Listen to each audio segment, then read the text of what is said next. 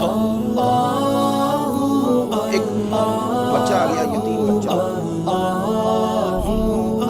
اس نے آ کے عرض کی حضور 3 گھر میں افراد ہیں، میں، میری بہن اور میری بیوہ ماں، والد حضور چلے گئے اور آج نہ 3 دن ہو گئے روٹی کوئی نہیں کھائی۔ میں اس منظر کو بھی جانتا ہوں کہ جب یتیم گھر میں اکٹھے بیٹھے ہوتے ہیں اور پتہ ہوتا ہے ان کو کہ ہماری اماں کے پاس آج پیسے کوئی نہیں اور گھر میں روٹی بھی کوئی نہیں، تو پھر ان کو بھوک ہی نہیں لگتی۔ ہاں نہیں لگتی۔ اماں پوچھتی ہے پتر روٹی کھانی ہے؟ نہیں میں تو سویرے جو کھایا تھا وہ ہضم ہی نہیں ہوا، اماں جی شاہی کوئی نہیں۔ یہ پردے اس طرح کر کے بچائے جاتے ہیں، ایک دوسرے کو تسلیاں دینا، ایک دوسرے سے پیار کا بڑھ جانا، ایک دوسرے کے لیے جذبات اور طرح کے بن جانا، حکمت الہی کے تقاضے ہوتے ہیں۔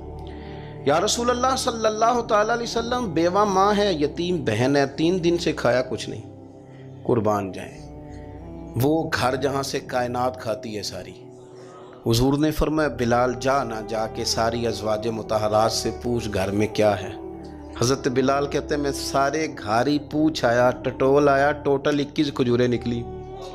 یہ 2 جہاں کے شاہ ہیں اور پاس کچھ رکھتے نہیں، 2 جہاں کی نعمتیں ہیں، ان کے خالی ہاتھ میں حضور کے سارے گھر کو میں ڈھونڈ 21 کھجوریں نکلی تو لا کے میں نے پیش کر دی، تو حضور نے ڈائریکٹ اس کو نہیں دی، نبی پاک نے اپنے ہاتھ پہ رکھ لی اور کہتے ہیں پھر حضور نے نا اپنا منہ مبارک قریب کیا کھجوروں کے۔ صحابہ خود فرماتے ہیں کہ یہ جو حضور نے منہ مبارک قریب کیا ہے نا، تو نبی پاک برکت کی دعا کر رہے تھے۔ 21 کھجوروں پہ برکت کی دعا ہوئی۔ حضور نے اس بچے کو بلایا، تھپکی دی، فرمایا لے جا 7 تیری بہن کی۔ انہیں معمولی نہ سمجھنا ہو تو حضرت بلال کہتے ہیں حضور 3 بھی دے دینا کبھی تو 30 سال ختم ہی نہیں ہوتی، 30 سال گزر جاتے ہیں، نکالتے رہو کھاتے رہو، ختم ہی نہیں ہوتی۔ حضور نے فرمایا 7 تیری بہن کی، 7 تیری والدہ کی، اور 7 حضور نے اور بھی تلقین فرمائی، فرمایا ایک سویرے کھایا کرنا، ایک شام کو کھایا کرنا، یہ لے جا۔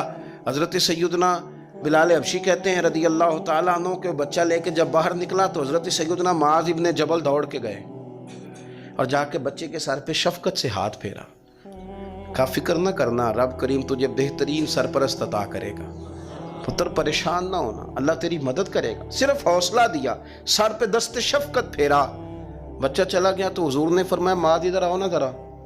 یا رسول اللہ حکم ہو۔ فرمایا کس چیز نے تمہیں اٹھایا بچے کے سر پہ ہاتھ رکھنے کے لیے؟ کس نے تمہیں کہا؟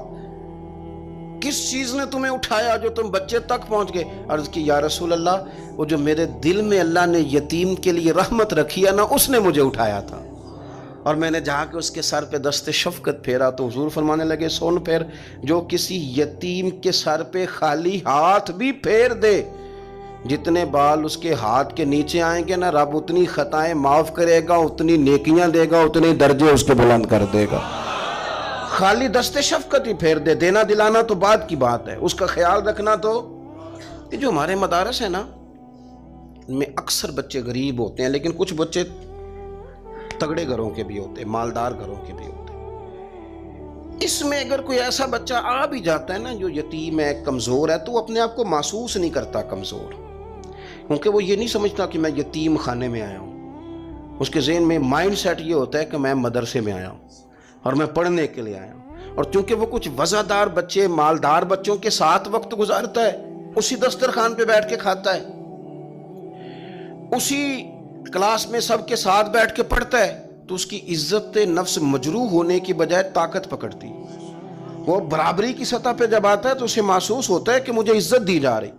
اس لیے مدارس اسلامیہ میری نظر سب سے مضبوط جگہ ہیں جہاں مساکین کی، یتیموں کی، غریبوں کی صحیح معنوں میں کفالت بھی ہوتی ہے، تعلیم بھی ہوتی ہے، عزت بھی ہوتی ہے، تربیت بھی ہوتی ہے۔ میرے رسول کریم علیہ السلام بڑے انہماک کے ساتھ، بڑے توجہ کے ساتھ۔ اچھا ایک کام اور ہوتا ہے ہمارے ہاں، وہ کیا ہے؟ اگر کوئی یتیم مال چھوڑ گیا نا اس کا باپ، تو پھر تو بارے نہیں آ رہے ہیں اس کے، پھر تو اللہ خیر کرے کہ بہت سارے مل جائیں گے کفالت کرنے والے، بہت سارے ملیں گے دھیان رکھنے والے، بڑے سارے ملیں گے توجہ دینے والے۔ قرآن مجید نے فرما دیا ہے کہ جو یتیم کا مال کھاتا ہے وہ سمجھ لے کہ میں مال نہیں کھا رہا، میں آگ کھا رہا ہوں۔ आग खा रहा हूँ, आग। सूरह निसा देखिए। हमारे यहाँ अगर तो वो माल छोड़ गया है तो फिर तो बहुत सारे रिश्तेदार मुस्तकिल उसके मोहल्ले में मकान लेने को तैयार हो जाते हैं, इल्ला माशाअल्लाह। फिर तो बड़े सारे ऐसे भी रिश्तेदार बन जाते हैं जिनको वालिद की मौजूदगी में कभी ज़ियारत का मौका भी नहीं मिला था। ये माल जो यतीम का है इसकी तो ज़्यादा हिफाजत करनी थी। हम कई दफ़ा मसला बताते हैं, लोग फतवाबाजी शुरू कर देते हैं। मुझे बुलाया गया कि एक साहब का इंतकाल हो गया तो उनका ख़त्म शरीफ है, तो बच्चे उनके नाबालिग हैं। तो मैंने कहा कि आप इस तरह करें, उनके माल में से ज़्यादा पैसे ना सर्फ करें। नहीं जी नहीं, बड़े पैसे कमाए हैं जी, उसने सारी ज़िंदगी बाहर निकाली है तो लाखों करोड़ों कमाए हैं, तो छोटा गोश्त पकाएंगे, बकरे का गोश्त पकाएंगे और हम उनका ख़त्म शरीफ दिलाएंगे। तो मैंने कहा साहब आप रिश्तेदार हैं, उनके बच्चों के माल की हिफाजत करें। ख़त्म शरीफ तो उसमें गोश्त ज़्यादा होना ज़रूरी नहीं, उसमें तो दर्द से दुआ करना ज़रूरी है, उसमें तो तिलावत कुरान पाक के साले सवाब में ज़रूरी है, ज़िक्र अज़कार ज़रूरी है। लेकिन क्या किया जाता है कि बेदरेग माल उनका अगर हो तो, एक हदीस पाक है बुखारी मुस्लिम में, बड़े गौर से सुनिएगा और इसके अंदर जितने पहलू हैं उन पर पूरी तवज्जो दीजिएगा कि कहीं हम इधर आ तो नहीं गए। रसूल पाक सल्लल्लाहु अलैहि वसल्लम ना हमारे लिए सबसे बड़े हकीम है, सबसे ज़्यादा हिकमत हुजूर ने हमें बतलाई है कि इस रास्ते चलोगे तो बचोगे, इस रास्ते जाओगे तो हलाक हो जाओगे। नबी करीम अलैहिस्सलाम ने फरमाया, बुखारी मुस्लिम है, फरमाया 7 हलाक करने वाली चीज़ों से बचना, अगर इनमें तुम चले गए तो हलाक हो जाओगे। 7 चीज़ें हैं जो तुम्हें हलाक कर दें, बर्बाद हो जाओगे, तबाह हो जाओगे, हलाकत का सफ़र है ये। 7 चीज़ों से बचो। या रसूल अल्लाह सल्लल्लाहु अलैहि वसल्लम वो कौन कौन सी? तो हुजूर ने फरमाया अल्लाह के साथ शरीक ना करना, हलाक हो जाओगे। दूसरा नबी पाक सल्लल्लाहु अलैहि वसल्लम ने फरमाया जादू ना करना, हलाक हो जाओगे, हलाक। और यार जिसे हुजूर फरमा रहे हैं हलाक हो जाएगा, वो बचेगा। नबी पाक सल्लल्लाहु अलैहि वसल्लम ने तीसरे नंबर पर फरमाया जिस शख्स के कत्ल करने को अल्लाह ने हराम करार दिया है उसे कत्ल ना करना, हलाक हो जाओगे। चौथे नंबर पर रसूल पाक अलैहिस्सलाम ने फरमाया सूद ना कभी भी खाना, हलाक हो जाओगे, हलाक।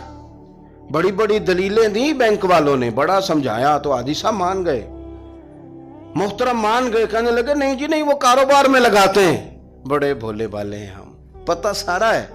और देखो सब कामों के बावजूद मुस्तकिल बैंकों में पैसे उस अकाउंट में रखे हुए हैं जहां से मुस्तकिल सूद आता है। हुजूर ने फरमाया न करना ये काम।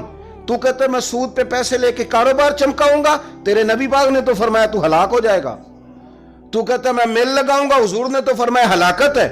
तू कहता मैं बड़ा कुछ कर जाऊंगा तो हलाकत है। अच्छी तरह समझ ले, असल माल भी जाया हो जाता है उस बंदे का जो सूद का माल मिला लेता है, असल बरकत भी उड़ जाती।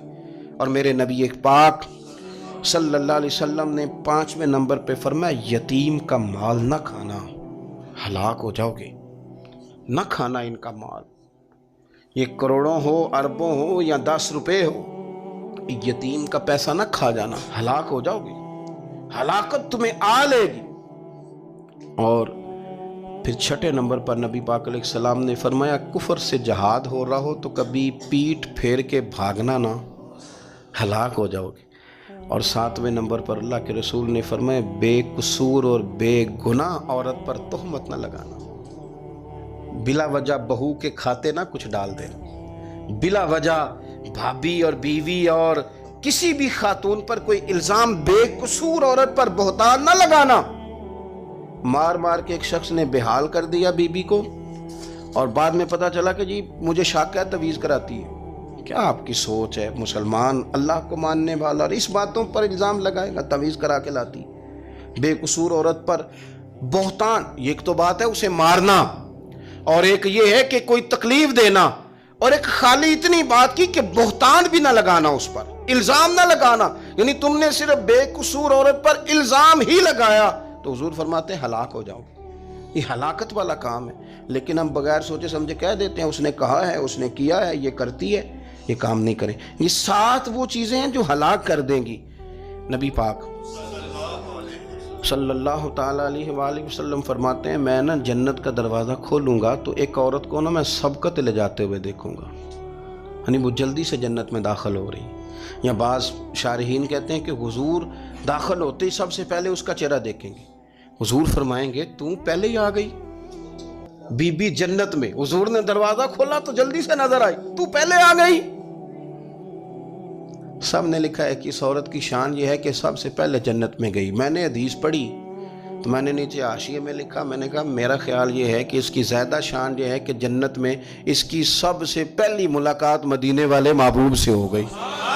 یہ دیکھو کتنی بڑی شان۔ حضور فرمانے لگے تو کیسے پہلے ہی آ گئی، کون ہے تو؟ تو وہ کہنے لگی حضور میں بیوہ ہوں، میرے بچے یتیم تھے، میں نے ان کی خاطر نہ بیٹھی رہی، میں نے نکاح نہیں کیا، میں نے ان یتیموں کی پرورش کی، بیوہ بن کے زندگی گزار دی، ان یتیموں کے لیے بیٹھی رہی۔ اس کو جائز ہے، یہ کر سکتی تھی، لیکن اس نے سوچا کہ میں ان کی نگہبانی یتیموں کے لیے بیٹھی رہی۔ آج شان یہ ہے کہ مدینے والے کے لیے جب دروازہ کھلا ہے تو اس بی بی کو بھی رب کریم نے فوراً ہی جنت عطا فرما دی، یہ سب سے پہلے گئی۔ میں نے دیکھی ہیں ایسی عورتیں 23 سال میں بیوہ ہوئی پر عمر بچوں کے نام کر دی۔ اسے پتہ تھا کہ کل کو جب یہ بڑے ہوں گے تو یہ اپنے کمرے کا دروازہ بند کر لیں گے، یہ نہیں پوچھیں گے کہ اماں سوئی ہے کہ جاگ رہی ہے، ان کا آنا جانا الگ سے ہو جائے گا، ان کے تعلقات اپنے ہو جائیں گے، پر یہ بیٹھی رہی، یہ بیٹھی رہی۔ اس نے بچوں کو وقت دیا تو بچے تو کیا اس کو صلہ دیتے تھے، رب نے یہ صلہ دیا ہے کہ سب سے پہلے اسے جنت میں داخلہ عطا فرمایا۔